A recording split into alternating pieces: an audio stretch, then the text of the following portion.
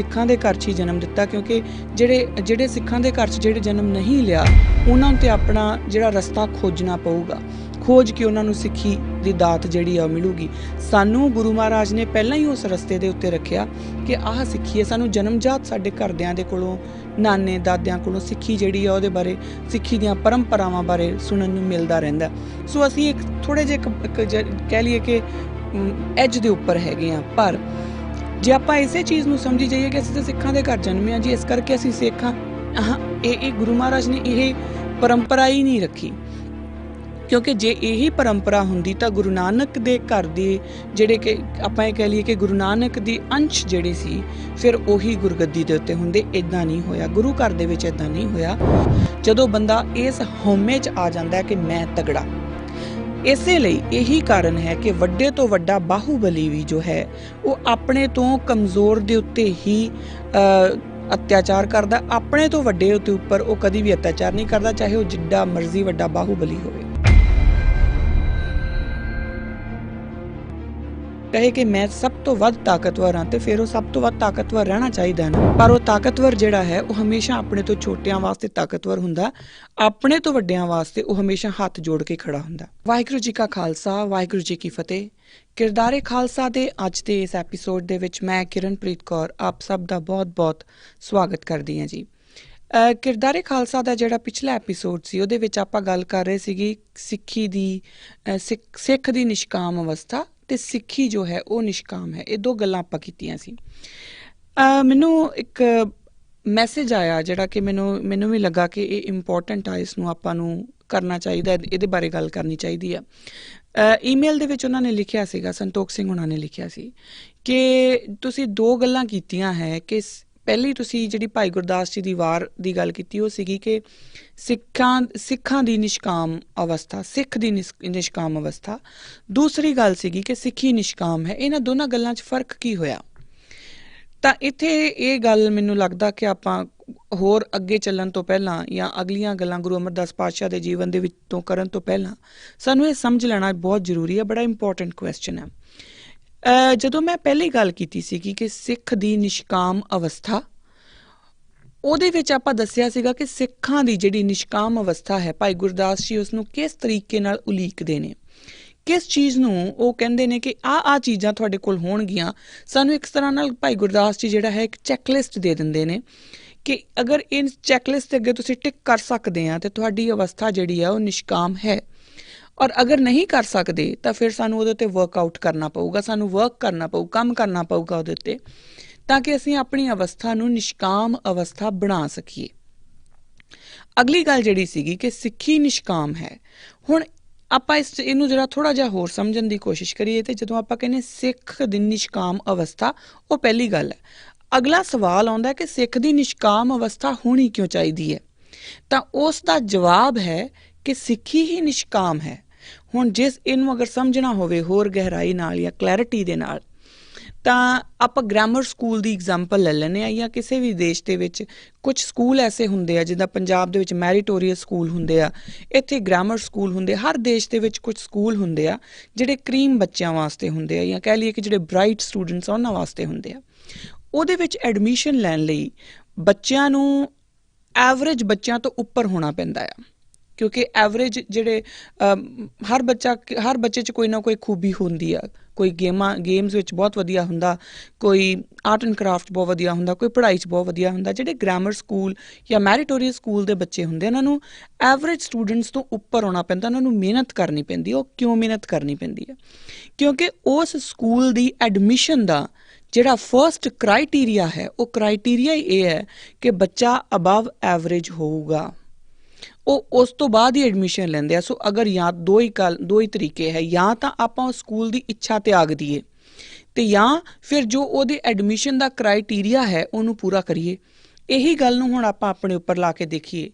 जदों भाई गुरदास जी कहंदे ने कि सिੱਖੀ निष्काम है, सो ਜਿਹੜੇ ग्रामर स्कूल ने या मैरीटोरीअस स्कूल ने ਉਹ आम स्कूलों नालों अबव दी एवरेज हुंदे आ, ਪ੍ਰੈਸਟੀਜੀਅਸ ਇੰਸਟੀਟਿਊਸ਼ਨਸ ਹੁੰਦੀਆਂ। ਇਸੇ ਤਰੀਕੇ ਨਾਲ ਸਿੱਖੀ ਨਿਸ਼ਕਾਮ ਹੈ। ਜਦੋਂ ਸਿੱਖੀ ਨਿਸ਼ਕਾਮ ਹੈ ਤਾਂ ਫਿਰ ਉਹਦੇ ਵਿੱਚ ਐਡਮਿਸ਼ਨ ਲੈਣ ਲਈ ਸਾਨੂੰ ਬਕਾਇਦਾ ਮਿਹਨਤ ਕਰਨੀ ਪਊਗੀ। ਸਿਰਫ ਇਸ ਕਰਕੇ ਕਿ ਆਪਾਂ ਸਿੱਖਾਂ ਦੇ ਘਰ ਜਨਮ ਲੈ ਲਿਆ ਤੇ ਕਿਸੇ ਨੇ ਸਿੱਖਾਂ ਦੇ ਘਰ ਜਨਮ ਨਹੀਂ ਲਿਆ, ਇਸ ਕਰਕੇ ਉਹ ਸਿੱਖ ਨਹੀਂ ਹੋ ਸਕਦਾ, ਤੇ ਆਪਾਂ ਕਿਉਂਕਿ ਜਨਮ ਲਿਆ ਇਸ ਕਰਕੇ ਅਸੀਂ ਜਨਮਜਾਤ ਹੀ ਸਿੱਖ ਹੋ ਗਏ। ਇੱਦਾਂ ਨਹੀਂ ਹੁੰਦਾ। ਸਿੱਖੀ ਕਮਾਉਣੀ ਪੈਂਦੀ ਹੈ। ਹਾਂ, ਅਸੀਂ ਆਪਣੇ ਆਪ ਨੂੰ ਵਡਭਾਗਾ ਸਮਝ ਸਕਦੇ ਹਾਂ। ਸਾਨੂੰ ਇਸ ਗੱਲ ਦਾ ਫਖਰ ਵੀ ਹੋਣਾ ਚਾਹੀਦਾ ਕਿ ਮਹਾਰਾਜ ਨੇ ਸਾਨੂੰ ਚੁਣਿਆ, ਅਸੀਂ ਗੁਰੂ ਮਹਾਰਾਜ ਨੇ ਚੁਣ ਕੇ ਸਾਨੂੰ ਸਿੱਖਾਂ ਦੇ ਘਰ 'ਚ ਹੀ ਜਨਮ ਦਿੱਤਾ, ਕਿਉਂਕਿ ਜਿਹੜੇ ਸਿੱਖਾਂ ਦੇ ਘਰ 'ਚ ਜਿਹੜੇ ਜਨਮ ਨਹੀਂ ਲਿਆ ਉਹਨਾਂ ਨੂੰ ਤਾਂ ਆਪਣਾ ਜਿਹੜਾ ਰਸਤਾ ਖੋਜਣਾ ਪਊਗਾ, ਖੋਜ ਕੇ ਉਹਨਾਂ ਨੂੰ ਸਿੱਖੀ ਦੀ ਦਾਤ ਜਿਹੜੀ ਆ ਉਹ ਮਿਲੂਗੀ। ਸਾਨੂੰ ਗੁਰੂ ਮਹਾਰਾਜ ਨੇ ਪਹਿਲਾਂ ਹੀ ਉਸ ਰਸਤੇ ਦੇ ਉੱਤੇ ਰੱਖਿਆ ਕਿ ਆਹ ਸਿੱਖੀ ਹੈ। ਸਾਨੂੰ ਜਨਮਜਾਤ ਸਾਡੇ ਘਰਦਿਆਂ ਦੇ ਕੋਲੋਂ, ਨਾਨੇ ਦਾਦਿਆਂ ਕੋਲੋਂ ਸਿੱਖੀ ਜਿਹੜੀ ਆ ਉਹਦੇ ਬਾਰੇ, ਸਿੱਖੀ ਦੀਆਂ ਪਰੰਪਰਾਵਾਂ ਬਾਰੇ ਸੁਣਨ ਨੂੰ ਮਿਲਦਾ ਰਹਿੰਦਾ। ਸੋ ਅਸੀਂ ਇੱਕ ਥੋੜ੍ਹੇ ਜਿਹੇ ਕਹਿ ਲਈਏ ਕਿ ਐਜ ਦੇ ਉੱਪਰ ਹੈਗੇ ਹਾਂ। ਪਰ ਜੇ ਆਪਾਂ ਇਸੇ ਚੀਜ਼ ਨੂੰ ਸਮਝੀ ਜਾਈਏ ਕਿ ਅਸੀਂ ਤਾਂ ਸਿੱਖਾਂ ਦੇ ਘਰ ਜਨਮੇ ਹਾਂ ਜੀ, ਇਸ ਕਰਕੇ ਅਸੀਂ ਸਿੱਖ ਹਾਂ, ਇਹ ਗੁਰੂ ਮਹਾਰਾਜ ਨੇ ਇਹ ਪਰੰਪਰਾ ਹੀ ਨਹੀਂ ਰੱਖੀ। ਕਿਉਂਕਿ ਜੇ ਇਹੀ ਪਰੰਪਰਾ ਹੁੰਦੀ ਤਾਂ ਗੁਰੂ ਨਾਨਕ ਦੇ ਘਰ ਦੇ ਜਿਹੜੇ ਕਿ ਆਪਾਂ ਇਹ ਕਹਿ ਲਈਏ ਕਿ ਗੁਰੂ ਨਾਨਕ ਦੀ ਅੰਸ਼ ਜਿਹੜੇ ਸੀ ਫਿਰ ਉਹੀ ਗੁਰਗੱਦੀ ਦੇ ਉੱਤੇ ਹੁੰਦੇ। ਇੱਦਾਂ ਨਹੀਂ ਹੋਇਆ। ਗੁਰੂ ਘਰ ਦੇ ਵਿੱਚ ਇੱਦਾਂ ਨਹੀਂ ਹੋਇਆ। ਗੁਰੂ ਨਾਨਕ ਦੇ ਘਰ ਦੇ ਵਿੱਚ ਉਸੇ ਨੂੰ ਹੀ ਗੁਰਗੱਦੀ ਮਿਲੀ ਹੈ ਜਿਹੜਾ ਗੁਰਗੱਦੀ ਦੇ ਕਾਬਲ ਸੀ। ਸਿਰਫ ਇਸ ਕਰਕੇ ਗੁਰਗੱਦੀ ਨਹੀਂ ਮਿਲੀ ਕਿ ਉਹ ਮੇਰਾ ਬੇਟਾ ਸੀ ਤੇ ਉਹਨੂੰ ਦੇ ਦਈਏ। ਇਹ ਫਿਲਾਸਫੀ ਹੀ ਨਹੀਂ ਹੈ।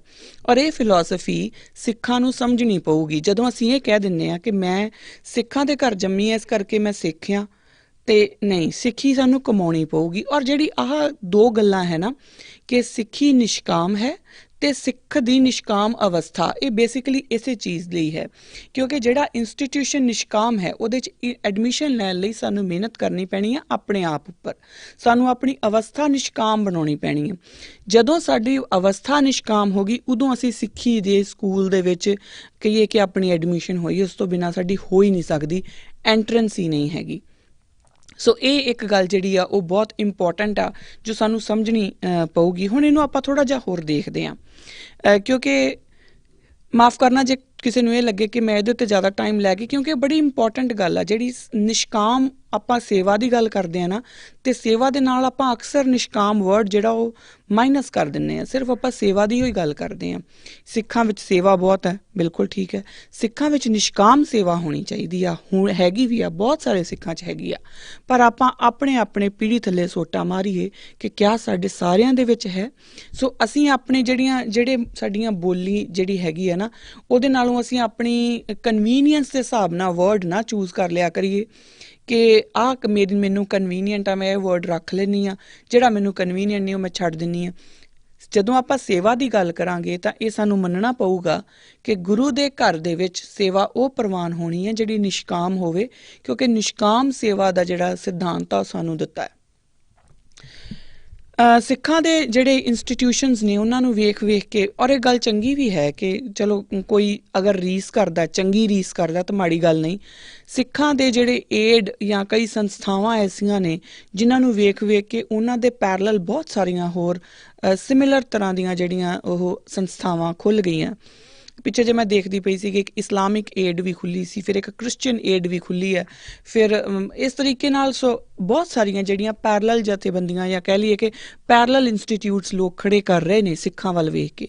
ਹੁਣ ਸੇਵਾ ਤਾਂ ਉਹ ਵੀ ਕਰ ਰਹੇ ਨੇ, ਹੈ ਨਾ, ਪਰ ਸਾਨੂੰ ਫ਼ਰਕ ਵੇਖਣੇ ਪੈਣਗੇ। ਮੈਂ ਉਹਨਾਂ ਨੂੰ ਜੱਜ ਕਰਨ ਵਾਲੀ ਕੋਈ ਨਹੀਂ ਹੁੰਦੀ ਕਿਉਂਕਿ ਮੇਰਾ ਉਹ ਨਾ ਤਾਂ ਮੇਰਾ ਉਹ ਟੌਪਿਕ ਹੈ ਨਾ ਮੇਰਾ ਸਬਜੈਕਟ ਹੈ।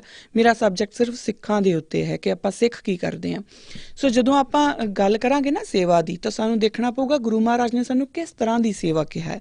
ਤਾਂ ਸਿੱਖੀ ਨਿਸ਼ਕਾਮ ਦੀ ਗੱਲ ਹੋਈ ਹੈ। ਹੁਣ ਇਹਦਾ ਰੀਜ਼ਨ ਕੀ ਆ? ਇਹ ਮੈਂ ਕਿਉਂ ਕਿਹਾ ਸੀਗਾ ਕਿਉਂਕਿ ਗ੍ਰਾਮਰ ਸਕੂਲ ਦੇ ਨਾਲ ਮੈਂ ਕਿਉਂ ਇਹਨੂੰ ਤੁਲਨਾ ਕਿਉਂ ਕਰਕੇ ਦੱਸੀ ਹੈ। ਜਦੋਂ ਆਪਾਂ ਸਿੱਖ ਦੀ ਨਿਸ਼ਕਾਮ ਅਵਸਥਾ ਦੀ ਗੱਲ ਕੀਤੀ ਸੀ ਤਾਂ ਆਪਾਂ ਭਾਈ ਗੁਰਦਾਸ ਜੀ ਦੀ ਵਾਰ ਦੀ ਗੱਲ ਕੀਤੀ ਸੀ, ਜਿੱਥੇ ਉਹ ਕਹਿੰਦੇ ਨੇ ਹਉ ਸਦਕੇ ਤਿੰਨਾਂ ਗੁਰਸਿੱਖਾਂ ਸਤਿਗੁਰ ਨੋ ਮਿਲ ਆਪ ਗਵਾਇਆ। ਇਹ ਜਿਹੜੀ ਗੱਲ ਨੇ ਤੇ ਮੇਰੇ ਨਾਲ ਰਹੋ ਜੇ, ਆਪਣੇ ਬਿਲਕੁਲ ਮਨ ਤੋਂ ਮੇਰੇ ਨਾਲ ਰਹੋ, ਮੈਨੂੰ ਸੁਣਦੇ ਰਹੋ ਔਰ ਸਮਝਦੇ ਵੀ ਰਹੋ ਕਿ ਮੈਂ ਕੀ ਕਹਿਣਾ ਚਾਹ ਰਹੀ ਹਾਂ। ਜਦੋਂ ਸਿੱਖ ਦੀ ਨਿਸ਼ਕਾਮ ਅਵਸਥਾ ਨੂੰ ਭਾਈ ਗੁਰਦਾਸ ਆਊਟਲਾਈਨ ਕਰਦੇ ਨੇ ਤਾਂ ਪਹਿਲੀ ਲਾਈਨ ਬੋਲਦੇ ਨੇ, ਹਉ ਸਦਕੇ ਤਿੰਨਾਂ ਗੁਰਸਿੱਖਾਂ ਸਤਿਗੁਰ ਨੂੰ ਮਿਲ ਆਪ ਗਵਾਇਆ। ਜਿਨ੍ਹਾਂ ਨੇ ਆਪਣਾ ਆਪ ਗਵਾਇਆ, ਮਤਲਬ ਜਿਹੜੇ ਈਗੋ ਤੋਂ ਮੁਕਤ ਹੋ ਗਏ, ਜਿਹੜੇ ਇਸ ਗੱਲ ਤੋਂ ਰਹਿਤ ਹੋ ਗਏ ਕਿ ਮੈਂ ਕੁਝ ਕੀਤਾ ਹੈ। ਉਹ ਸਾਰਾ ਕੁਝ ਜੋ ਸਹੀ ਹੈ, ਜਿਸ ਤਰੀਕੇ ਨਾਲ ਵੀ ਆ, ਜੋ ਵੀ ਉਹ ਕਰ ਰਹੇ ਨੇ, ਉਹ ਸਭ ਕੁਝ ਉਹ ਤੂੰ ਹੀ ਦੀ ਫਿਲਾਸਫੀ ਦੇ ਉੱਤੇ ਆ ਗਏ। ਉਹ ਇਸ ਗੱਲ ਦੇ ਵਿੱਚ ਰਹੇ ਹੀ ਨਹੀਂ ਕਿ ਮੈਂ ਵੀ ਕੁਝ ਹਾਂ। ਜਦੋਂ ਮੈਂ ਤੂੰ ਹੋ ਗਿਆ ਉਦੋਂ ਸਭ ਕੁਝ ਹੋ ਗਿਆ। ਸੋ ਉਹ ਉਸ ਫਿਲਾਸਫੀ ਦੇ ਉੱਤੇ ਉਹ ਆ ਗਏ। ਉਹਨਾਂ ਨੇ ਆਪਣੀ ਕਮਾਈ ਇੰਨੀ ਕਰ ਲਈ ਕਿ ਉਹਨਾਂ ਨੇ ਸਤਿਗੁਰੂ ਨੂੰ ਮਿਲ ਕੇ ਆਪਣਾ ਆਪ ਜਿਹੜਾ ਹੈ ਉਹ ਗਵਾ ਦਿੱਤਾ ਹੈ। ਹੁਣ ਇਹ ਗੱਲ ਹੈਗੀ ਆ ਜਿਹੜੀ ਪਹਿਲੀ ਆਪਾਂ ਗੱਲ ਕੀਤੀ ਸੀ ਕਿ ਸਿੱਖ ਦੀ ਨਿਸ਼ਕਾਮ ਅਵਸਥਾ। ਸੋ ਜਦੋਂ ਸਿੱਖ ਦੀ ਨਿਸ਼ਕਾਮ ਅਵਸਥਾ ਹੋਊਗੀ, ਫਸਟ ਲਿਸਟ ਦੇ ਵਿੱਚ ਜਿਹੜੀ ਚੈੱਕ ਹੋਣਾ ਆ ਉਹ ਹੋਣਾ ਹੈ ਕਿ ਸਾਡੀ ਈਗੋ ਖਤਮ ਹੋਵੇ।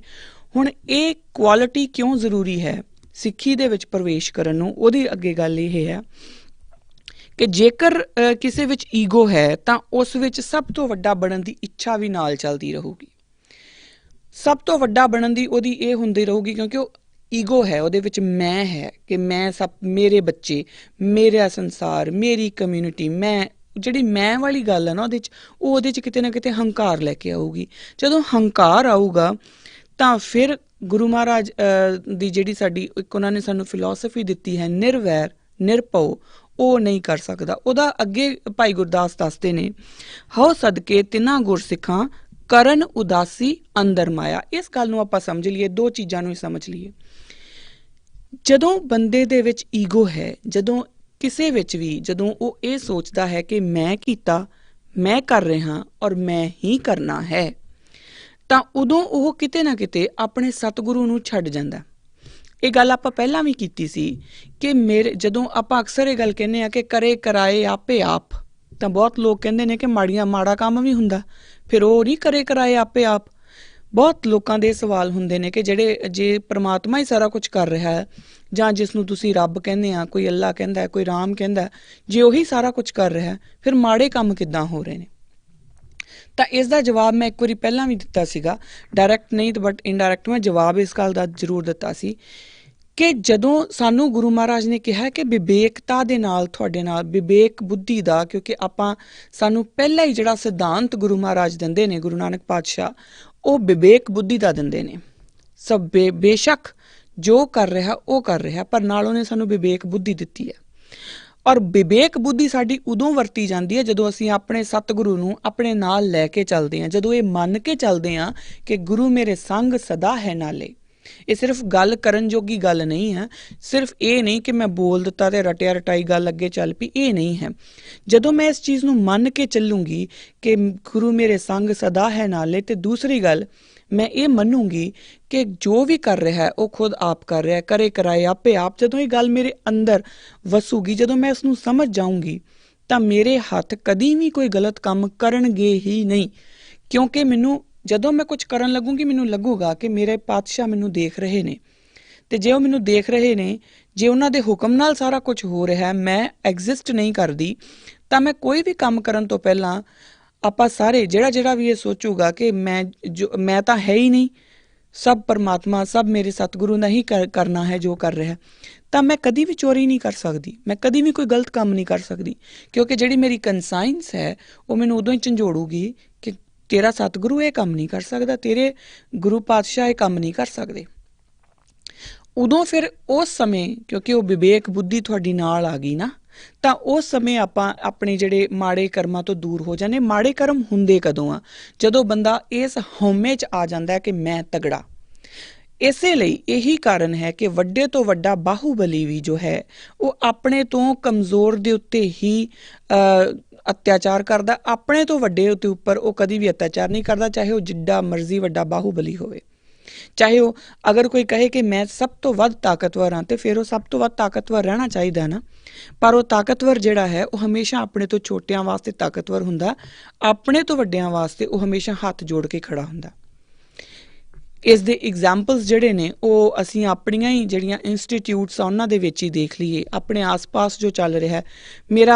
ਸਾਡੀਆਂ ਜਿਹੜੀਆਂ ਸਿੱਖ ਇੰਸਟੀਟਿਊਟਸ ਨੇ, ਮੇਰਾ ਉਹਨਾਂ ਨੂੰ ਭੰਡਣ ਦਾ ਕੋਈ ਇਰਾਦਾ ਨਹੀਂ, ਕਿਉਂਕਿ ਉਹ ਜਿਹੜੀਆਂ ਸੰਸਥਾਵਾਂ ਨੇ ਉਹਨਾਂ ਦੇ ਉੱਤੇ ਕੋਈ ਬੈਠ ਗਿਆ ਹੋਊਗਾ, ਘੁਸਪੈਠ ਹੋ ਗਈ ਹੋਊਗੀ, ਗਲਤ ਲੋਕ ਵੜ ਗਏ ਹੋਣਗੇ, ਪਰ ਉਹ ਸੰਸਥਾਵਾਂ ਸਾਡੀਆਂ ਨੇ, ਉਹ ਸੰਸਥਾਵਾਂ ਸਾਡੇ ਵਾਸਤੇ ਨੇ। ਸਾਡੇ ਜਦੋਂ ਅਕਾਲੀ ਦਲ ਪਾਰਟੀ ਬਣੀ ਸੀ ਤਾਂ ਉਹ ਅਕਾਲੀ ਜਿਹੜੇ ਸੀਗੇ, ਜਿਹੜੇ ਵਾਕਈ ਅਕਾਲੀ ਸੀ, ਉਹਨਾਂ ਨੇ ਬੜੀ ਜੱਦੋ-ਜਹਿਦ ਨਾਲ ਬਣਾਈ ਸੀ। ਜਦੋਂ ਸ਼੍ਰੋਮਣੀ ਗੁਰਦੁਆਰਾ ਪ੍ਰਬੰਧਕ ਕਮੇਟੀ ਦਾ ਆਪਣਾ ਇੱਕ ਇਤਿਹਾਸ ਹੈ। ਸੋ ਇਹਨਾਂ ਸੰਸਥਾਵਾਂ ਨੂੰ ਆਪਾਂ ਨਹੀਂ ਭੰਡ ਸਕਦੇ। ਕੋਈ ਸਹੀ ਬੰਦਾ ਜਾਂ ਕੋਈ ਗਲਤ ਬੰਦਾ ਵਿੱਚ ਵੜ ਗਿਆ, ਉਹਦੀ ਗੱਲ ਆਪਾਂ ਕਰ ਸਕਦੇ ਹਾਂ। ਖੈਰ, ਇਹਨੂੰ ਆਪਾਂ ਅਗਰ ਧਿਆਨ ਨਾਲ ਦੇਖੀਏ ਤਾਂ ਜਦੋਂ ਆਮ ਜਿਹੜੇ ਕੋਈ ਵੀ ਕੋਈ ਗਰੀਬ ਜਾਂ ਕੋਈ ਮਾੜਾ ਬੰਦਾ ਕਿਸੇ ਵੀ ਬਾਹੂਬਲੀ ਦੇ ਕੋਲ ਜਾਂਦਾ ਤਾਂ ਉਹ ਉਹਦੇ ਉੱਤੇ ਆਪਣਾ ਰੋਬ ਜਮਾਉਂਦਾ, ਸੋਚਦਾ ਕਿ ਮੈਂ ਵੱਡਾ, ਉਹ ਹੰਕਾਰ ਦੇ ਵਿੱਚ ਹੁੰਦਾ। ਪਰ ਜਦੋਂ ਉਸ ਹੰਕਾਰੇ ਹੋਏ ਬੰਦੇ ਨੂੰ ਕੋਈ ਵੱਡਾ ਬੰਦਾ ਮਿਲਦਾ ਤਾਂ ਉਹ ਆਪਣੇ ਆਪ ਹੀ ਉਹਦੇ ਹੱਥ ਜੁੜ ਜਾਂਦੇ ਆ। ਸੋ ਉਹ ਜਿਹੜਾ ਹੰਕਾਰ ਹੈ ਨਾ, ਉਹ ਕਨਵੀਨੀਅੰਸ ਦਾ ਹੰਕਾਰ ਹੈ। ਸੋ ਯਾਨੀ ਕਿ ਉਹ ਵੈਰ ਵੀ ਦਿੰਦਾ ਤੇ ਭੈ ਵੀ ਦਿੰਦਾ। ਉਹ ਜਿਹੜਾ ਹੰਕਾਰਿਆ ਬੰਦਾ ਉਹ ਭੈ ਵਿੱਚ ਵੀ ਹੈ ਤੇ ਵੈਰ ਦੇ ਵਿੱਚ ਵੀ ਹੈ। ਵੈਰ ਕਿਹਦੇ ਨਾਲ ਕੱਢੂਗਾ? ਆਪਣੇ ਤੋਂ ਕਮਜ਼ੋਰ ਦੇ ਨਾਲ। ਔਰ ਭੈ ਕਿਹਦੇ ਤੋਂ ਮੰਨੂਗਾ? ਆਪਣੇ ਤੋਂ ਉੱਪਰ ਵਾਲੇ ਨਾਲ। ਹੁਣ ਗੁਰੂ ਨਾਨਕ ਦੇ ਘਰ ਦੇ ਵਿੱਚ ਜਿਸ ਤਰ੍ਹਾਂ ਦੇ ਸਿੱਖ ਦਾ ਕਿਰਦਾਰ, ਜਿਸ ਨੂੰ ਆਪਾਂ ਕਿਰਦਾਰੇ ਖਾਲਸਾ ਕਹਿੰਦੇ ਆ, ਉਹ ਜਦੋਂ ਗੁਰੂ ਮਹਾਰਾਜ ਦੇ ਘਰ ਦੇ ਵਿੱਚ 300 ਸਾਲ ਸਾਡੀ ਬਕਾਇਦਾ ਜਿਹੜੀ ਹੈ, ਉਹ ਅਸੀਂ ਅਗਰ ਆਪਣਾ ਇਤਿਹਾਸ ਦੇਖੀਏ ਪੂਰਾ ਤਾਂ ਸਾਨੂੰ ਸਮਝ ਆਉਂਦੀ ਹੈ ਕਿ ਉਹ ਜਿਹੜਾ ਕਿਰਦਾਰ ਸਿਰਜਿਆ ਗਿਆ, ਉਸ ਕਿਰਦਾਰ ਦੇ ਵਿੱਚ ਨਾ ਤਾਂ ਭੈ ਹੈ ਤੇ ਨਾ ਵੈਰ ਹੈ। ਭੈ ਦਿੰਦੇ ਵੀ ਨਹੀਂ ਔਰ ਕਿਸੇ ਦਾ ਭੈ ਮੰਨਦੇ ਵੀ ਨਹੀਂ। ਉਹ ਕਿੱਦਾਂ ਹੋ ਗਿਆ? ਕਿਉਂਕਿ ਉਹਨਾਂ ਲੋਕਾਂ ਦੇ ਵਿੱਚ ਪਹਿਲੀ ਗੱਲ ਜਿਹੜੀ ਹੈ, ਉਹਨਾਂ ਨੇ ਸਤਿਗੁਰੂ ਨੂੰ ਮਿਲ ਕੇ ਆਪਣਾ ਆਪ ਗਵਾ ਲਿਆ। ਉਹ ਸਿੱਖਾਂ ਜਿਹੜੀ ਉਹ ਨਿਸ਼ਕਾਮ ਅਵਸਥਾ ਹੈ, ਸਿੱਖ ਦੀ ਨਿਸ਼ਕਾਮ ਅਵਸਥਾ, ਉਸ ਵੱਲ ਨੂੰ ਉਹ ਵੱਧ ਲਏ। ਉਹ ਕਿਸ ਤਰ੍ਹਾਂ ਵੱਧ ਲਏ ਕਿ ਉਹਨਾਂ ਨੇ ਆਪਣੇ ਗੁਰੂ ਨੂੰ ਆਪਣੇ ਹਾਜ਼ਰ ਨਾਜ਼ਰ ਔਰ ਇਹ ਸਮਝ ਲਿਆ ਕਿ ਜੋ ਵੀ ਹੈ ਉਹ ਮੇਰਾ ਗੁਰੂ ਹੀ ਹੈ, ਮੈਂ ਕਿਤੇ ਐਗਜ਼ਿਸਟ ਨਹੀਂ ਕਰਦਾ ਜਾਂ ਮੈਂ ਕਿਤੇ ਐਗਜ਼ਿਸਟ ਨਹੀਂ ਕਰਦੀ। ਉਹਨਾਂ ਨੇ ਆਪਣਾ ਆਪ, ਆਪਣੇ ਅੰਦਰੋਂ ਆਪਣਾ ਆਪ ਜਿਹੜਾ ਗਵਾ ਲਿਆ। ਇਹੀ ਕਾਰਨ ਸੀ ਕਿ ਉਹ ਮਾਇਆ ਦੇ ਵਿੱਚ ਰਹਿੰਦਿਆਂ ਹੋਇਆਂ ਵੀ ਉਹਨਾਂ ਨੇ ਆਪਣੀ ਗ੍ਰਸਤ ਵੀ ਸੰਭਾਲੀ, ਉਹਨਾਂ ਨੇ ਆਪਣੇ ਜੋ ਵੀ ਉਹਨਾਂ ਦੇ ਰਿਸਪੋਂਸਿਬਿਲਿਟੀਜ਼ ਸੀਗੀਆਂ ਉਹ ਵੀ ਪੂਰੀਆਂ ਕੀਤੀਆਂ। ਮਾਇਆ ਦੇ ਵਿੱਚ ਰਹਿੰਦਿਆਂ ਹੋਇਆਂ ਵੀ ਉਹਨਾਂ ਦਾ ਜਿਹੜਾ ਆਪਣੇ ਗੁਰੂ ਨਾਲ ਲਿਵ ਹੈ ਉਹ ਨਹੀਂ ਟੁੱਟੀ। ਇਹੀ ਕਾਰਨ ਹੈ ਕਿ ਉਹਨਾਂ ਉੱਤੇ ਮਾਇਆ ਹਾਵੀ ਨਹੀਂ ਹੋ ਸਕੀ। ਇਹੀ ਕਾਰਨ ਹੈ ਕਿ ਉਹਨਾਂ ਦੇ ਉੱਤੇ ਮਾਇਆ ਇਸ ਤਰੀਕੇ ਨਾਲ ਨਹੀਂ ਆ ਸਕੀ ਕਿ ਉਹਨਾਂ ਨੂੰ ਕੰਪਰੋਮਾਈਜ਼ ਕਰਨਾ ਪੈ ਜਾਏ ਕਿ ਸਾਨੂੰ ਕੁਝ ਵਧੀਆ ਮਿਲ ਜਾਊਗਾ। ਜੇ ਅੱਜ ਕੱਲ੍ਹ ਵਾਲੇ ਜਿਹੜੇ ਆਪਣੇ ਸਿੱਖ ਨੇ, ਜਿਹੜੇ ਖਾਸ ਤੌਰ 'ਤੇ ਆਮ ਸਿੱਖਾਂ ਦੀ ਮੈਂ ਗੱਲ ਨਹੀਂ ਕਰਦੀ, ਆਮ ਤੋਂ ਮੇਰਾ ਮਤਲਬ ਹੈ ਕਿ ਮੇਰੇ ਤੁਹਾਡੇ ਵਰਗੇ ਆਪਾਂ ਜਿਹੜੇ ਸਿੱਖ ਆ ਉਹਨਾਂ ਦੀ ਗੱਲ ਨਹੀਂ ਕਰਦੀ, ਕਿਉਂਕਿ ਜਿੰਨੀ ਪਰਪੱਕ, ਜਿੰਨੀ ਪੱਕੀ ਸਿੱਖੀ ਮੈਂ ਗਰੀਬਾਂ ਦੇ ਘਰਾਂ 'ਚ ਵੇਖੀ ਹੈ, ਜਿਹਨੂੰ ਸੋ ਕਾਲਡ ਆਪਾਂ ਲੋਕ ਗਰੀਬ ਕਹਿ ਲੈਂਦੇ ਹਾਂ, ਉਨੀ ਪੱਕੀ ਸਿੱਖੀ ਮੈਂ ਵੱਡਿਆਂ ਮਹਿਲਾਂ 'ਚ ਨਹੀਂ ਦੇਖੀ।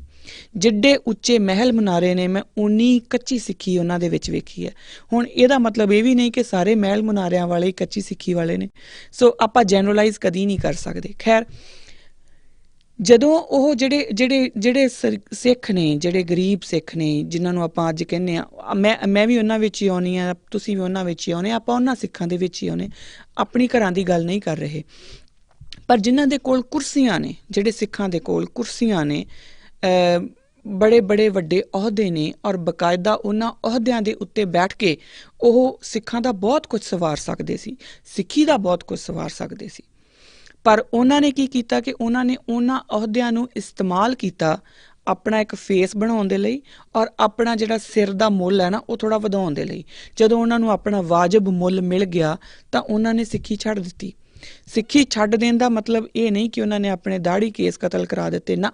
ਸਿੱਖੀ ਛੱਡ ਦੇਣ ਦਾ, ਮੈਂ ਬਾਰ-ਬਾਰ ਇਹੀ ਗੱਲ ਕਹਿ ਰਹੀ ਹਾਂ ਕਿ ਸਿੱਖੀ ਕਮਾਉਣੀ ਪੈਂਦੀ ਹੈ। ਸਿੱਖੀ ਨਾ ਤਾਂ ਭੇਸ ਦੇ ਨਾਲ ਆਉਣੀ ਹੈ, ਨਾ ਇਕੱਲੀ ਬਾਣੀ 'ਚ ਆਉਣੀ ਹੈ, ਨਾ ਇਕੱਲੇ ਬਾਣੇ 'ਚ ਆਉਣੀ ਹੈ। ਤੁਸੀਂ ਕਿਸੇ ਨੂੰ ਪੂਰੀ ਤਰ੍ਹਾਂ ਨਾਲ ਬਾਣੀ ਰੱਟੀ ਹੋਊਗੀ।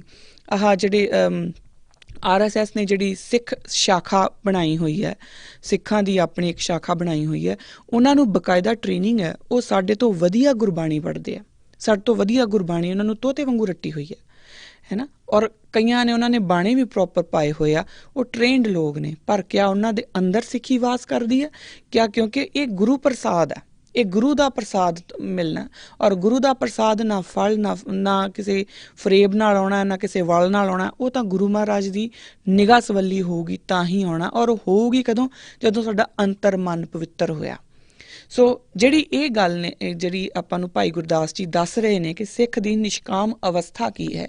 ਜਦ ਤੱਕ ਸਿੱਖ ਆਪਣੀ ਉਸ ਨਿਸ਼ਕਾਮ ਅਵਸਥਾ ਨੂੰ ਅਚੀਵ ਨਹੀਂ ਕਰ ਲੈਂਦਾ ਤੇ ਸਿੱਖੀ ਦੇ ਘਰ ਦੇ ਵਿੱਚ, ਕਿਉਂਕਿ ਸਿੱਖੀ ਆਪਣੇ ਆਪ 'ਚ ਹੀ ਨਿਸ਼ਕਾਮ ਹੈ, ਉਹਦੀ ਐਂਟਰੀ ਨਹੀਂ ਹੋਣੀ। ਔਰ ਜਦੋਂ ਐਂਟਰੀ ਨਹੀਂ ਹੋਣੀ ਤਾਂ ਉਦੋਂ ਉਸ ਸਮੇਂ ਜਾ ਕੇ ਆਪਾਂ ਜੋ ਮਰਜ਼ੀ, ਜਿਸ ਤਰੀਕੇ ਨਾਲ ਮਰਜ਼ੀ ਆਪਾਂ ਦੇਖੀ ਚੱਲੀਏ, ਤਾਂ ਫਿਰ ਉਹ ਸੇਵਾ ਨਹੀਂ ਹੋਣੀ। ਮੈਨੂੰ ਕਿਸੇ ਨੇ ਇਹ ਗੱਲ ਕਹੀ ਸੀ ਕਿ ਜਦੋਂ ਤੁਸੀਂ ਸੇਵਾ ਦੀ ਗੱਲ ਕਰਦੇ ਆ ਕਿ ਨਿਸ਼ਕਾਮ, ਹੁਣ ਆਪਾਂ ਕਿਸੇ ਦੇ ਅੰਦਰ ਪੈ ਕੇ ਤਾਂ ਦੇਖਿਆ ਨਹੀਂ, ਬਿਲਕੁਲ ਅੰਦਰ ਪੈ ਕੇ ਨਹੀਂ ਵੇਖਿਆ।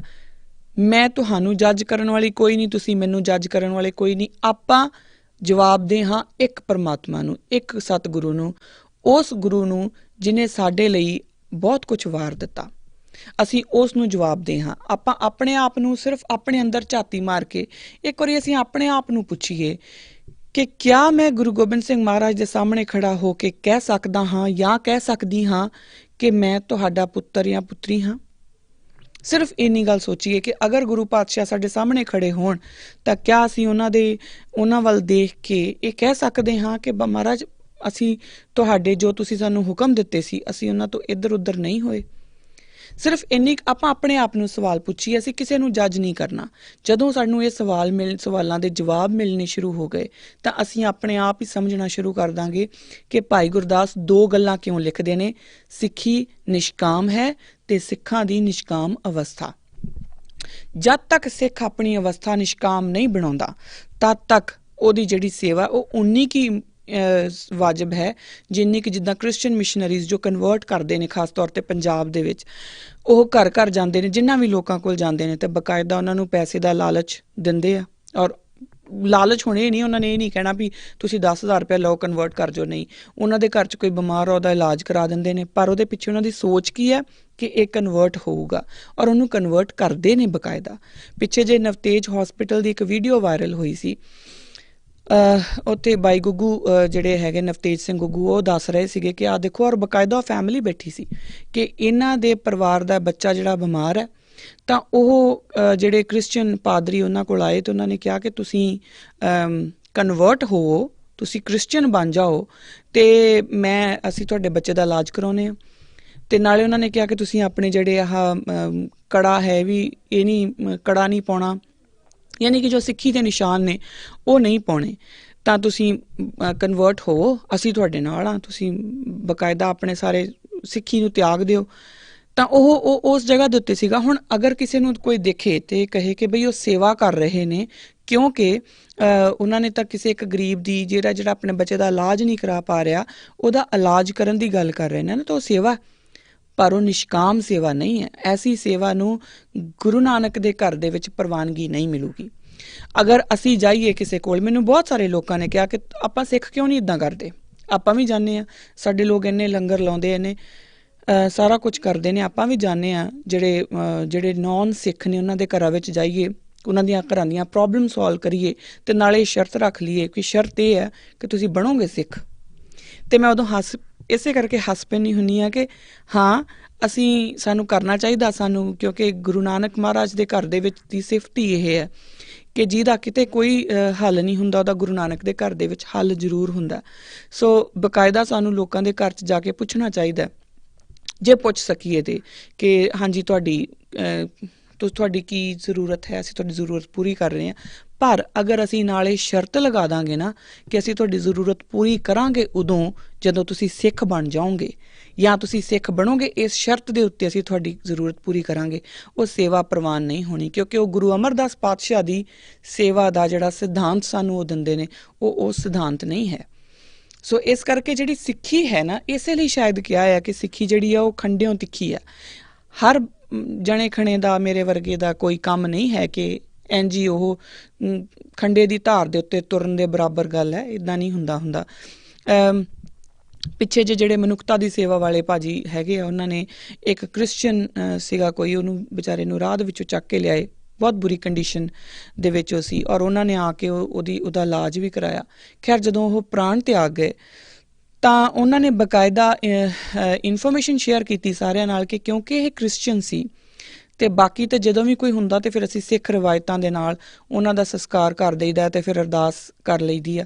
ਪਰ ਕਿਉਂਕਿ ਕ੍ਰਿਸਚਨ ਸੀ ਤੇ ਸਾਨੂੰ ਤੁਹਾਡੀਆਂ ਰਵਾਇਤਾਂ ਨਹੀਂ ਪਤਾ, ਸੋ ਇਸ ਕਰਕੇ ਤੁਸੀਂ ਆਪਣੇ ਜਿਹੜੇ ਕੋਈ ਵੀ ਆ ਜਾਓ ਤੁਹਾਡੀ ਕਮਿਊਨਿਟੀ ਵਿੱਚੋਂ ਤੇ ਇਹਨਾਂ ਦਾ ਜਿਹੜਾ ਜੋ ਵੀ ਅੰਤਿਮ ਕਿਰਿਆਵਾਂ ਹੁੰਦੀਆਂ ਉਸ ਕ੍ਰਿਸਚੀਅਨ ਸੱਭਿਅਤਾ ਦੇ ਅਕੋਰਡਿੰਗ ਆਪਾਂ ਕਰ ਸਕੀਏ। ਔਰ ਬਕਾਇਦਾ ਉੱਥੇ ਪਾਦਰੀ ਪਹੁੰਚੇ, ਉਹਨਾਂ ਨੇ ਜਾ ਕੇ ਜੋ ਵੀ ਪ੍ਰੇਅਰ ਕੀਤੀ ਔਰ ਉਹ ਸਾਰੇ ਲਾਗੇ ਖੜੇ ਸੀਗੇ।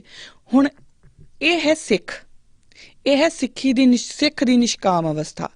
ਉਹਨਾਂ ਨੇ ਉਹ ਮਰੀ ਹੋਈ ਜਿਹੜੀ ਇੱਕ ਜਿਹੜੀ ਡੈਡ ਬੋਡੀ, ਜਿਹਨੂੰ ਪਤਾ ਨਹੀਂ ਕਿ ਉਹ ਕੀ ਆ, ਉਹਦੇ ਨਾਲ ਵੀ ਇਹ ਵਾਜਿਬ ਨਹੀਂ ਸਮਝਿਆ ਕਿ ਇਹ ਕ੍ਰਿਸਚਨ ਸੀ ਤਾਂ ਮੈਂ ਇਹਨੂੰ ਸਿੱਖਾਂ ਵਾਂਗੂ ਇਹਦਾ ਜਿਹੜਾ ਕਿਰਿਆਕਰਮ ਉਹ ਕਰ ਦਈਏ। ਉਹਨਾਂ ਨੇ ਉਹ ਵੀ ਵਾਜਿਬ ਨਹੀਂ ਸਮਝਿਆ। ਕੋਈ ਹੋਰ ਅਗਰ ਕਿਸੇ ਹੋਰ ਦੀ ਜਗ੍ਹਾ, ਮੈਂ ਕਿਸੇ ਧਰਮ ਦਾ ਨਾਮ ਨਹੀਂ ਲੈਂਦੀ, ਪਰ ਜੋ ਲੋਕ ਜੀਂਦਿਆਂ ਹੀ ਲੋਕਾਂ ਨੂੰ ਕਨਵਰਟ ਕਰਦੇ ਆ ਸਿਰਫ ਇਹ ਦੱਸ ਕੇ ਕਿ ਤੁਹਾਡਾ ਬੱਚਾ ਬਿਮਾਰ ਹੈ, ਠੀਕ ਹੈ, ਤੁਸੀਂ ਆਪਣੇ ਬੱਚੇ ਨੂੰ ਠੀਕ ਕਰਾਉਣਾ, ਤੁਸੀਂ ਪਹਿਲਾਂ ਆਹ ਬਣ ਜਾਓ ਤੇ ਫਿਰ ਅਸੀਂ ਤੁਹਾਡਾ ਬੱਚਾ ਠੀਕ ਕਰਾ ਦਾਂਗੇ, ਅਸੀਂ ਉਹਦਾ ਇਲਾਜ ਕਰਾ ਦਾਂਗੇ। ਤੁਹਾਡੇ ਘਰ 'ਚ ਗਰੀਬੀ ਹੈ, ਤੁਹਾਨੂੰ ਰਾਸ਼ਨ ਦੀ ਲੋੜ ਹੈ, ਕੋਈ ਗੱਲ ਨਹੀਂ, ਅਸੀਂ ਤੁਹਾਨੂੰ ਰਾਸ਼ਨ ਦੇ ਦਾਂਗੇ, ਪਰ ਤੁਸੀਂ ਪਹਿਲਾਂ ਆਹ ਬਣ ਜਾਓ। ਉਹ ਆਪਣਾ ਧਰਮ ਵੇਚ ਰਹੇ ਨੇ ਤੇ ਸਿੱਖੀ ਵਿਕਾਊ ਨਹੀਂ। ਇਹੀ ਗੱਲ ਆਪਾਂ ਨੂੰ ਸਮਝਣੀ ਹੈ, ਕਿਉਂਕਿ ਸਿੱਖੀ ਨਿਸ਼ਕਾਮ ਹੈ। ਭਾਈ ਗੁਰਦਾਸ ਜੀ ਦੀ ਇਹ ਜਿਹੜੀ ਵਾਰ ਹੈ, ਮੈਂ ਆਪ ਸਭ ਨੂੰ ਇਹ ਰਿਕੁਐਸਟ ਕਰਦੀ ਹਾਂ ਕਿ ਇਹਦੀ ਇੱਕ ਫੋਟੋ ਕਾਪੀ ਕਢਾ ਲਓ। ਸਿੱਖ ਦੀ ਨਿਸ਼ਕਾਮ ਅਵਸਥਾ ਤੇ ਸਿੱਖੀ ਨਿਸ਼ਕਾਮ ਹੈ, ਦੋ ਚੀਜ਼ਾਂ ਦੀ ਫੋਟੋ ਕਾਪੀ ਕਢਾ ਕੇ ਆਪਣੇ ਘਰ ਦੇ ਕਿਸੇ ਵਧੀਆ ਜਿਹੀ ਇੱਕ ਜਗ੍ਹਾ ਦੇ ਉੱਪਰ ਜ਼ਰੂਰ ਉਹਨੂੰ ਲਾ ਕੇ ਰੱਖੋ, ਤਾਂ ਕਿ ਤੁਹਾਨੂੰ ਦਿਖਦੀ ਰਹੇ, ਤੁਹਾਨੂੰ ਸਾਹਮਣੇ ਰਹੇ ਕਿ ਸਿੱਖ ਦੀ ਨਿਸ਼ਕਾਮ ਅਵਸਥਾ ਕੀ ਹੈ ਤੇ ਸਿੱਖੀ ਨਿਸ਼ਕਾਮ ਕਿਵੇਂ ਹੈ। ਜਦੋਂ ਆਪਾਂ ਭਾਈ ਗੁਰਦਾਸ ਜੀ ਦੀ ਇਹੀ ਜਿਹੜੀ ਅਗਲੀ ਵਾਰ ਸੀਗੀ ਸਿੱਖੀ ਨਿਸ਼ਕਾਮ ਹੈ, ਉਹਦੇ ਵਿੱਚ ਇਹੀ ਗੱਲ ਆਪਾਂ ਕੀਤੀ ਸੀਗੀ ਕਿ ਜਿਹੜਾ ਗੁਰਸਿੱਖ ਹੈ ਉਹ ਜਿਹੜੀ ਮੈਂ ਵਾਰ ਇੱਕ ਵਾਰੀ ਪੂਰੀ ਦੁਬਾਰਾ ਪੜ੍ਹ ਦਿੰਦੀ ਹਾਂ। ਚਾਰ ਪਦਾਰਥ ਆਖੀਨ ਸਤਿਗੁਰ ਦੇ ਨਾ ਗੁਰਸਿੱਖ ਮੰਗੇ, 8 ਸਿੱਧੀ ਨਿੱਧੀ ਨਵੇਂ ਰਿੱਧੀ ਨਾ ਗੁਰਸਿੱਖ ਟਾਕੇ ਟੰਗੇ, ਕਾਮ ਤੇਨ ਲਖ ਲਖਮੀ ਪਹੁੰਚ ਨਾ ਹੰਗੇ ਢੰਗ ਸੁਡੰਗੇ, ਲੱਖ ਪਾਰਸ ਲੱਖ ਪਾਰ ਜਾਤ ਹੱਥ ਨਾ ਸ਼ੁਹਦਾ ਫਲ ਨਾ ਪੰਗੇ, ਤੰਤ ਮੰਤ ਪਾਖੰਡ ਲੱਖ ਬਾਜ਼ੀਗਰ ਬਾਜ਼ਾਰੀ ਨੰਗੇ, ਪੀਰ ਮੁਰੀਦੀ ਗਾਖੜੀ ਇੱਕ ਅੰਗ ਨਾ ਅੰਗਣ ਅੰਗੇ, ਗੁਰ ਸਿੱਖ ਦੂਜੇ ਭਾਵੇ ਸੰਗੇ। ਇਹ ਜਿਹੜੀ ਹੈ ਇਸ ਵਾਰ ਦਾ ਜਿਹੜਾ ਸਿਰਲੇਖ ਹੀ ਭਾਈ ਸਾਹਿਬ ਦਿੰਦੇ ਨੇ, ਉਹ ਦਿੰਦੇ ਨੇ ਕਿ ਸਿੱਖੀ ਨਿਸ਼ਕਾਮ ਹੈ। ਕਿਉਂ ਨਿਸ਼ਕਾਮ ਹੈ? ਕਿਉਂਕਿ ਗੁਰੂ ਜੋ ਹੈ ਉਹ ਆਪਣੇ ਸਿੱਖ ਨੂੰ ਆਪਣੇ ਆਪ ਦਿੰਦਾ ਰਹਿੰਦਾ, ਜੋ ਵੀ ਉਹਨੂੰ ਪਾਉਂਦਾ। ਤੇ ਪਰ ਗੁਰੂ ਦਾ ਸਿੱਖ ਜਿਹੜਾ ਉਹ ਆਪਣੀ ਕਿਸੇ ਵੀ ਇਸ ਲਈ ਨਹੀਂ ਕਿ ਮੈਂ ਤੁਹਾਡੀ ਸੇਵਾ ਕੀਤੀ ਹੈ ਜੀ ਤੇ ਇਸ ਕਰਕੇ ਹੁਣ ਤੁਸੀਂ ਮੈਨੂੰ ਆਹ ਕੰਮ ਦਿਓ। ਗੁਰੂ ਅਮਰਦਾਸ ਪਾਤਸ਼ਾਹ ਗੁਰੂ ਮਹਾਰਾਜ ਦੀ ਸੇਵਾ ਕਰ ਰਹੇ ਨੇ 60 ਸਾਲ ਦੀ ਉਮਰ ਦੇ ਵਿੱਚ, ਪਰ ਉਹ ਇੱਕ ਵਾਰੀ ਵੀ ਆ ਕੇ ਇਹ ਨਹੀਂ ਕਹਿੰਦੇ ਕਿ ਮੈਨੂੰ ਤਾਂ ਲੋਕੀ ਜੀ ਆਹ ਕਹਿੰਦੇ ਆ, ਮੈਨੂੰ ਤਾਂ ਅਮਰੂ ਨਥਾਵਾ ਕਹਿੰਦੇ ਆ ਤਾਂ ਤੁਸੀਂ ਮੈਨੂੰ ਹੁਣ ਮਹਿਲ ਪਾ ਦਿਓ। ਇਹ ਨਹੀਂ ਉਹ ਕਹਿੰਦੇ।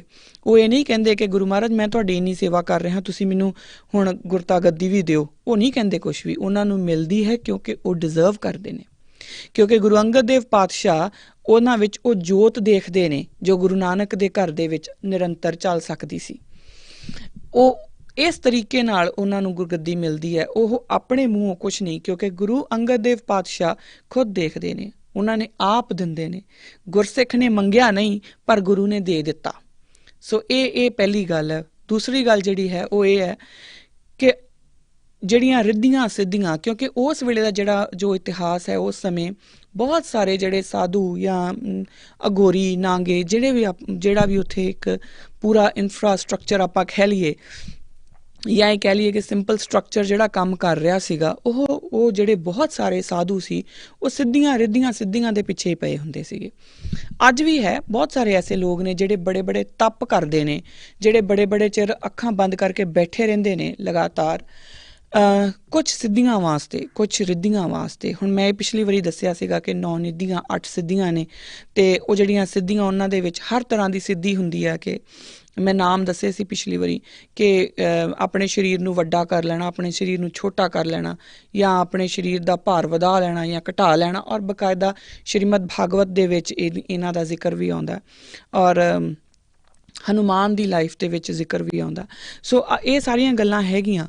ਪਰ ਉਸ ਸਮੇਂ ਜਿਹੜੇ ਬਹੁਤਾਤ ਦੇ ਵਿੱਚ ਜਿਹੜੇ ਆਪਣੇ ਆਪ ਨੂੰ ਧਰਮ ਦੇ ਨਾਲ ਜੋੜਦੇ ਸੀ, ਕਿਉਂਕਿ ਉਹ ਉਹ ਉਹੀ ਲੋਕ ਸੀ ਜਿਹੜੇ ਸਾਧੂ ਸੀ, ਜਾਂ ਇਸ ਤੱਕ ਕਿ ਪੰਡਿਤ ਬ੍ਰਾਹਮਣ ਵੀ ਜਿਹੜੇ ਸੀਗੇ, ਉਹ ਵੀ ਜਦੋਂ ਇਹ ਵਰਤ ਵਗੈਰਾ ਵੀ ਰੱਖਦੇ ਸੀਗੇ ਤੇ ਉਹਦੇ ਪਿੱਛੇ ਕੋਈ ਨਾ ਕੋਈ ਇੱਕ ਕਾਮਨਾ ਹੁੰਦੀ ਸੀਗੀ ਕਿ ਮੈਨੂੰ ਆਹ ਰਿੱਧੀ ਮਿਲੇ, ਮੈਨੂੰ ਆਹ ਸਿੱਧੀ ਮਿਲੇ, ਜਾਂ ਮੇਰੇ ਕੋਲ ਇੱਦਾਂ ਦੀ 9 ਨਿਧੀਆਂ ਹੋਣ। ਸੋ ਉਹਦੇ ਵਾਸਤੇ ਹੀ ਉਹ ਚੱਲਦੇ ਸੀਗੇ। ਗੁਰੂ ਦਾ ਸਿੱਖ ਜਦੋਂ ਆਪਣੇ ਗੁਰੂ ਦੀ ਉਸਤਤ ਕਰਦਾ, ਉਸ ਅਕਾਲ ਪੁਰਖ ਦੀ ਉਸਤਤ ਕਰਦਾ, ਤਾਂ ਉਹ ਇਹਨਾਂ ਰਿੱਧੀਆਂ ਸਿੱਧੀਆਂ ਵਾਸਤੇ ਨਹੀਂ ਕਰਦਾ। ਉਸ ਦੀ ਨਿਸ਼ਕਾਮ ਸਿੱਖੀ ਨਿਸ਼ਕਾਮ ਹੀ ਇਸ ਕਰਕੇ ਹੈ ਕਿਉਂਕਿ ਜੇਕਰ ਆਪਾਂ ਸਿੱਖ ਬਣ ਰਹੇ ਹਾਂ ਤਾਂ ਸਿੱਖ ਬਣ ਕੇ ਆਪਾਂ ਇਹ ਸੋਚੀਏ ਕਿ ਹੁਣ ਮੈਂ ਪਾਠ ਕਰਦਾ ਤੇ ਮੈਨੂੰ ਹੁਣ ਮੈਂ ਇੱਥੋਂ ਚੁਟਕੀ ਵਜਾਵਾਂ ਤੇ ਉੱਥੇ ਦੀਵਾ ਬਲ ਜੇ, ਇੱਦਾਂ ਨਹੀਂ ਹੋਣਾ, ਕਿਉਂਕਿ ਸਿੱਖੀ ਨਿਸ਼ਕਾਮ ਹੈ। ਆਪਾਂ ਇਹ ਪਹਿਲਾਂ ਹੀ ਪੈਰਾਮੀਟਰ ਇਹ ਹੈ ਕਿ ਜਦੋਂ ਤੁਸੀਂ ਪਾਠ ਜਾਂ ਤੁਸੀਂ ਗੁਰੂ ਮਹਾਰਾਜ ਦਾ ਨਾਮ ਜਪੋਗੇ, ਅਕਾਲ ਪੁਰਖ ਦਾ ਨਾਮ ਜਪੋਗੇ, ਤਾਂ ਇਹੋ ਜਿਹੀਆਂ ਚੀਜ਼ਾਂ ਨੂੰ ਸਿੱਖ ਹੱਥ ਵੀ ਨਹੀਂ ਲਾਉਂਦਾ। ਇਹੀ ਕਾਰਨ ਹੈ ਕਿ ਸਿੱਖਾਂ ਦੇ ਜਿਹੜਾ ਨਿਸ਼ਕਾਮ ਅਵਸਥਾ ਹੀ ਉਦੋਂ ਆਊਗੀ ਜਦੋਂ ਉਹਦੀ ਈਗੋ ਨਾ ਹੋਊਗੀ। ਜੇ ਉਹਦੀ ਈਗੋ ਹੋਊਗੀ ਫਿਰ ਉਹ ਇਹਨਾਂ ਚੀਜ਼ਾਂ ਪਿੱਛੇ ਭੱਜੂਗਾ, ਹੈ ਨਾ। ਕਿਸੇ ਨੇ ਵੀ ਦਿਖਾਤਾ ਕਿ ਮੈਂ ਜ਼ਮੀਨ ਤੋਂ ਉੱਡ ਕੇ ਦਿਖਾ ਸਕਦਾ ਜਾਂ ਨਹੀਂ ਉੱਡ ਕੇ ਦਿਖਾ ਸਕਦਾ, ਤਾਂ ਉਹ ਉਹਦੇ ਪਿੱਛੇ ਲੱਗ ਜੂਗਾ। ਇਹ ਚੀਜ਼ ਸਿੱਖੀ ਵਿੱਚ ਹੈ ਹੀ ਨਹੀਂ। ਜੇਕਰ ਅਸੀਂ ਰਿੱਧੀਆਂ ਸਿੱਧੀਆਂ ਦੇ ਪਿੱਛੇ ਹਾਂ ਤਾਂ ਫਿਰ ਸਿੱਖੀ ਸਾਡੇ ਲਈ ਨਹੀਂ। ਜੇਕਰ ਅਸੀਂ ਇਸ ਕਰਕੇ ਆਪਣੇ ਗੁਰੂ ਨਾਲ ਲੱਗੇ ਹੋਏ ਹਾਂ ਕਿ ਅਸੀਂ ਉਹਦੇ ਕੋਲੋਂ ਹੀ ਸਾਰਾ ਕੁਛ ਉਹਨੂੰ ਕਹੀਏ ਕਿ ਸਾਨੂੰ ਦੇ ਹੀ ਦੇ, ਨਹੀਂ ਤੇ ਮੈਂ ਸਿੱਖ ਨਹੀਂ ਬਣਦਾ, ਫਿਰ ਵੀ ਸਿੱਖੀ ਸਾਡੇ ਲਈ ਨਹੀਂ। ਕਾਮਧੇਨ ਮੈਂ ਪਿਛਲੀ ਵਾਰੀ ਦੱਸਿਆ ਸੀਗਾ ਕਿ ਇੱਕ ਗਊ ਦਾ ਨਾਮ ਹੈ ਜਿਹੜੀ ਜੋ ਵੀ ਮੰਗੋ ਉਹ ਦਿੰਦੀ ਹੈ। ਤਾਂ ਉਹ ਜੇ ਜਾਂ ਲਕਸ਼ਮੀ, ਉਹ ਕਹਿੰਦੇ ਕਿ ਚਾਹੇ ਲੱਖਾਂ ਹੀ ਲਕਸ਼ਮੀ ਆ ਜਾਣ, ਉਹ ਗੁਰੂ ਦੇ ਸਿੱਖ ਦੇ ਲਾਗੇ ਨਹੀਂ ਲੱਗ ਸਕਦੀਆਂ। ਕਿਉਂ?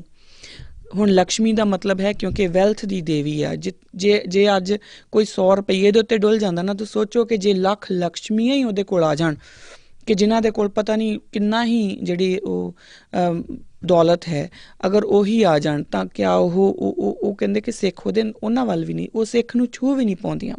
ਉਹਦਾ ਰੀਜ਼ਨ ਇਹੀ ਹੈ ਕਿਉਂਕਿ ਸਿੱਖ ਦੀ ਉਹ ਨਿਸ਼ਕਾਮ ਅਵਸਥਾ ਬਣ ਗਈ ਹੈ। ਸੋ ਇਹ ਜਿਹੜੀਆਂ 2 ਵਾਰਾਂ ਹੈ, ਇਹਨਾਂ ਨੂੰ ਆਪਾਂ ਨੂੰ ਕੰਟੀਨਿਊਟੀ ਵਿੱਚ ਹੀ ਸਮਝਣਾ ਪਊਗਾ। ਅਗਰ ਅਸੀਂ ਗੁਰੂ ਅਮਰਦਾਸ ਪਾਤਸ਼ਾਹ ਦੀ ਜਦੋਂ ਆਪਾਂ ਸੇਵਾ ਦੀ ਗੱਲ ਕਰਦੇ ਹਾਂ, ਜਦੋਂ ਆਪਾਂ ਇਹ ਕਹਿੰਦੇ ਹਾਂ ਕਿ ਗੁਰੂ ਅਮਰਦਾਸ ਮਹਾਰਾਜ ਸੇਵਾ ਦੇ ਪੁੰਜ ਨੇ, ਤਾਂ ਅਗਰ ਆਪਾਂ ਨੇ ਸਿੱਖਾਂ ਨੇ ਜਦੋਂ ਗੁਰੂ ਮਹਾਰਾਜ ਦਾ ਨਾਮ ਅਰਦਾਸ ਦੇ ਵਿੱਚ ਲੈਂਦੇ ਹਾਂ, ਤਾਂ ਅਗਰ ਆਪਾਂ ਸੇਵਾ ਦੀ ਗੱਲ ਸਮਝਣੀ ਹੈ, ਸਾਨੂੰ ਬਕਾਇਦਾ ਇਸ ਚੀਜ਼ ਨੂੰ ਸਮਝਣਾ ਪਊਗਾ ਕਿ ਉਹ ਕਿਸ ਤਰ੍ਹਾਂ ਦੀ ਸੇਵਾ ਦੀ ਗੱਲ ਕਰ ਰਹੇ ਨੇ। ਸਾਨੂੰ ਕਨਫਿਊਜ਼ਨ ਤੋਂ ਮੁਕਤ ਹੋਣਾ ਪਊਗਾ। ਬਹੁਤ ਸਾਰੇ ਲੋਕ ਅੱਜ ਕਹਿ ਦਿੰਦੇ ਨੇ ਕਿ ਲੰਗਰ ਲਾਉਣੇ ਬੰਦ ਕਰ ਦਿਓ, ਲੰਗਰ ਲਾਉਣੇ ਬੰਦ ਕਰ ਦਿਓ। ਪਤਾ ਨਹੀਂ ਆਪਣੇ ਮੂੰਹਾਂ 'ਚੋਂ ਇਹ ਗੱਲ ਨਿਕਲਦੀ ਵੀ ਕਿੱਦਾਂ। ਲੰਗਰ ਲਾਉਂਦਾ ਕੌਣ ਹੈ? ਇਹ ਲੰਗਰ ਗੁਰੂ ਨਾਨਕ ਦੇ ਲੱਗੇ ਹੋਏ ਆ, ਉਹਨਾਂ ਨੇ ਲਾਏ ਸੀ, ਚੱਲ ਰਹੇ ਆ, ਚੱਲਦੇ ਰਹਿਣਗੇ। ਅਸੀਂ ਕੋਈ ਨਹੀਂ ਹੁੰਦੇ ਇਹ ਗੱਲਾਂ ਕਹਿਣ ਵਾਲੇ।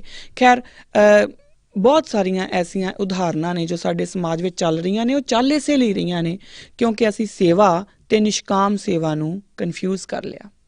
ਤੇ ਨਿਸ਼ਕਾਮ ਸੇਵਾ ਹੀ ਸਿੱਖਾਂ ਦੇ ਵਾਸਤੇ ਜ਼ਰੂਰੀ ਹੈ। ਜੇ ਤੁਸੀਂ ਇਕੱਲੀ ਸੇਵਾ ਦਾ ਮਤਲਬ ਹੁੰਦਾ ਹੈ ਕਿ ਜਦੋਂ ਤੁਸੀਂ ਕਿਸੇ ਕੋਲੋਂ ਕੁਝ ਲਿਆ ਨਹੀਂ ਬਟ ਉਹਨੂੰ ਦੇ ਦਿੱਤਾ।